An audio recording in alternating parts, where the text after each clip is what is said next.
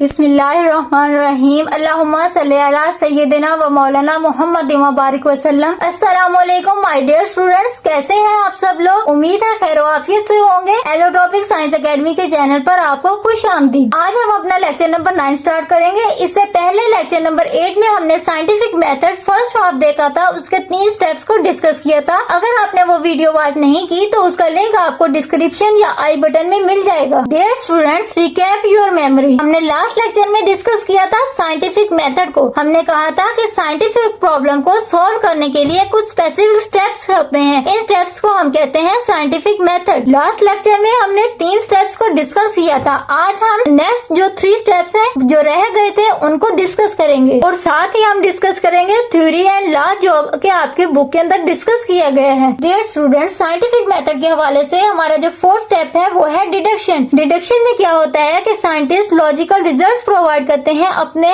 दिए गए हाइपोथेसिस में से। इसे हम क्या कहते हैं? डिडक्शन। अगर हाइपोथेसिस सही है तो, अगर ऐसा है तो फिर क्या होगा का जवाब निकालते हैं। इसे कहते हैं डिडक्शन। आइए एग्जांपल के जरिए डिस्कस करते हैं। उससे पहले हम देख लेते हैं कि डिडक्शन जो प्रोवाइड की जाती है उसका पैटर्न क्या होता है। यानी कि जो डिडक्शन प्रोवाइड की जाती है उसका पैटर्न होता है इफ और देन। आइए इसे एग्जाम्पल के जरिए समझते हैं तो आपको अच्छे से समझ आ जाएगी। डियर स्टूडेंट्स, हमने लास्ट लेक्चर में जब हाइपोथेसिस को डिस्कस किया था तब हमने एक एग्जांपल के जरिए सीखा था। हमने एग्जांपल दी थी कि पत्तों का बेरंग हो जाना और ग्रोथ का रुक जाना आयरन की कमी की वजह से हो सकता है। तो ये हमारी थी एक फर्जी स्टेटमेंट। आज हम देख रहे हैं डिडक्शन। तो इसका हाइपोथेसिस जो आपने प्रोवाइड की थी उसका डिडक्शन क्या बनेगी? अगर आयरन की कमी सिम्टम्स की वजह है तो आयरन मिलने के बाद लीव्स का रंग बेहतर हो जाना चाहिए। तो देखा स्टूडेंट्स आपने कि किस तरह हमने डिडक्शन के पैटर्न को फॉलो करते हुए अपनी एक स्टेटमेंट प्रोवाइड की। If iron deficiency is causing symptoms, अगर आयरन की कमी सिम्टम्स की वजह है, देन तो adding iron to soil will improve the colour of leaves and promote the plant growth. तो आयरन मिलने के बाद लीव्स का रंग बेहतर हो जाना चाहिए। तो हमने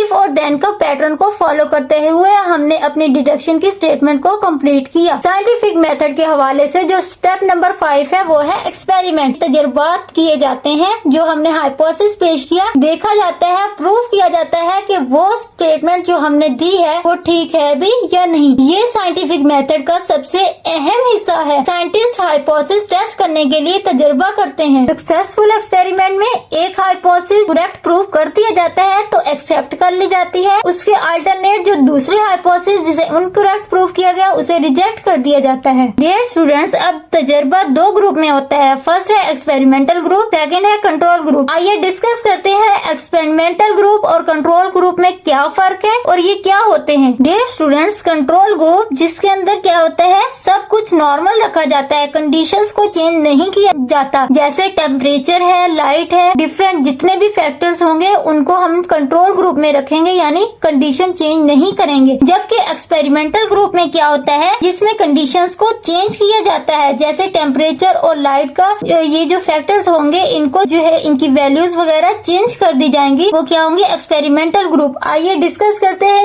इसको एक एग्जांपल के जरिए। डियर स्टूडेंट्स, आइए हम एक एक्सपेरिमेंट करते हैं। हमारे एक्सपेरिमेंट का नाम है to test the necessity of CO2 for photosynthesis in plants, यानी कि प्लांट्स के अंदर फोटोसिंथेसिस के लिए CO2 जरूरी है, इसको हमने टेस्ट करना है। इसके लिए हम क्या करेंगे, 2 सिमिलर प्लांट्स अरेंज करेंगे, यानी फिर उसके बाद हम क्या करेंगे, प्रोसीजर की तरफ मूव करेंगे। डियर स्टूडेंट्स, जैसा हमने पहले पढ़ा कि एक्सपेरिमेंट करते वक्त हम 2 ग्रुप बनाएंगे, एक कंट्रोल ग्रुप और दूसरा एक्सपेरिमेंटल ग्रुप। तो सेम इसी एक्सपेरिमेंट के दौरान भी हम 2 ग्रुप्स बनाएंगे। 1 plant will provided CO2 for photosynthesis, वो क्या होगा? Control group. यानी कि एक पौधा ऐसा होगा जिसको हम फोटोसिंथेसिस के लिए CO2 प्रोवाइड करेंगे, यानी नॉर्मल कंडीशन में रखेंगे। सनलाइट की मौजूदगी में तो जाहिर सी बात है CO2 मिलती रहेगी। Other plant not provided CO2, यानी दूसरा प्लांट ऐसा होगा जिसको हम CO2 प्रोवाइड नहीं करेंगे, देखने के लिए कि आया कि CO2 फोटोसिंथेसिस के लिए जरूरी है भी या नहीं। तो इसके लिए हम क्या करेंगे, इस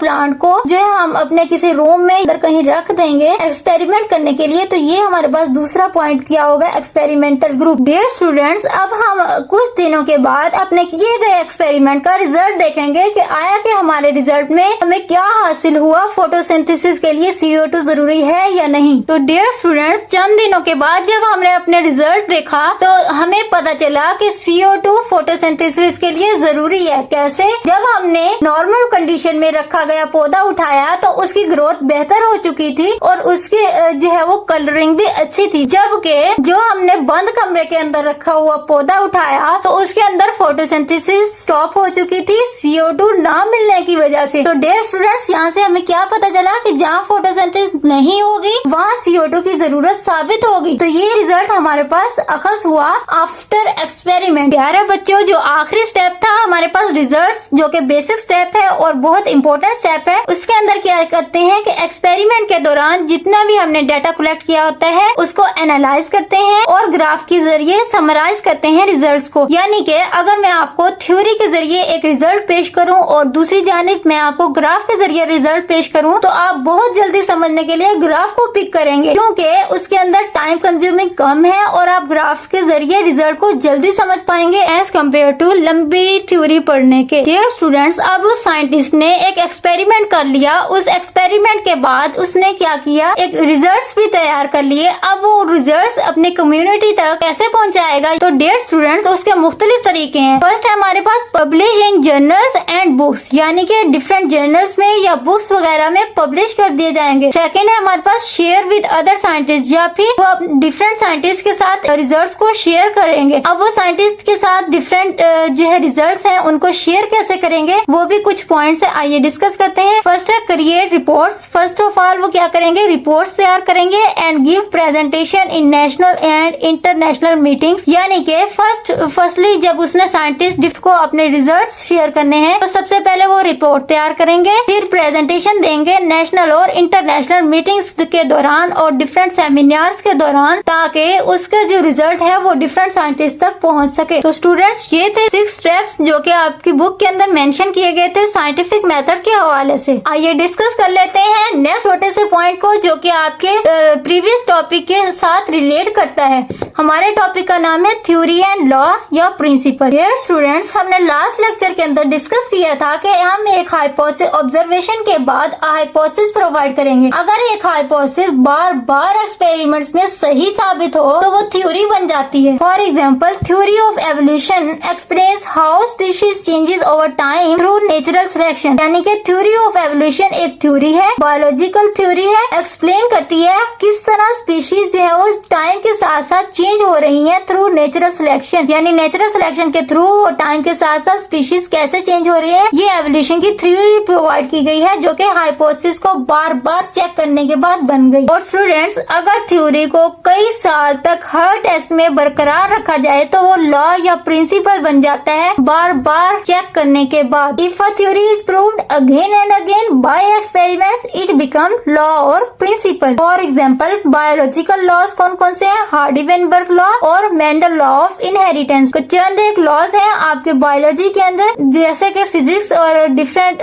बाकी साइंसेस के अंदर ज्यादा लॉज होते हैं एज कम्पेयर टू बायोलॉजी। इसके पीछे भी एक रीजन है, क्योंकि तो बायोलॉजी के अंदर हम जिंदा जानदारों के बारे में पढ़ते हैं, तो जिंदा जानदारों के अंदर खुसूसियात हमेशा ऑल इन टाइम एक जैसी नहीं रहती। टाइम के साथ साथ उनके अंदर जनरेशन टू जनरेशन उनके अंदर चेंजेस आती रहती हैं, तो वो लॉ नहीं बन सकता, क्योंकि लॉ एक ऐसी चीज होती है, यानी वो कुदरत का ऐसा कानून जो किसी भी टाइम के अंदर उसे देखें उसके अंदर कोई चेंजेस ना हो, उसे हम लॉ बनाते हैं। डियर स्टूडेंट्स, ये था हमारा आज का लेक्चर। अब हम अपने लेक्चर का क्विक रिव्यू कर लेते हैं। आज के लेक्चर के अंदर हमने साइंटिफिक मेथड के अंदर इन्वॉल्व होने वाले लास्ट 3 स्टेप्स पढ़े, deduction, experiment and result. Deduction में हमने क्या देखा कि हम इफ और देन के पैटर्न के जरिए लॉजिकल रिजल्ट्स प्रोवाइड करते हैं। एक्सपेरिमेंट के जरिए हम क्या करते हैं, जो हमने हाइपोथेसिस प्रोवाइड किया होता है उसके जरिए हम एक्सपेरिमेंटली प्रूव करते हैं कि आया कि हमारी ये स्टेटमेंट ठीक है भी या नहीं। लास्ट में हमारे पास जो स्टेप है वो है रिजल्ट। एक्सपेरिमेंट के दौरान जो हमारे पास डाटा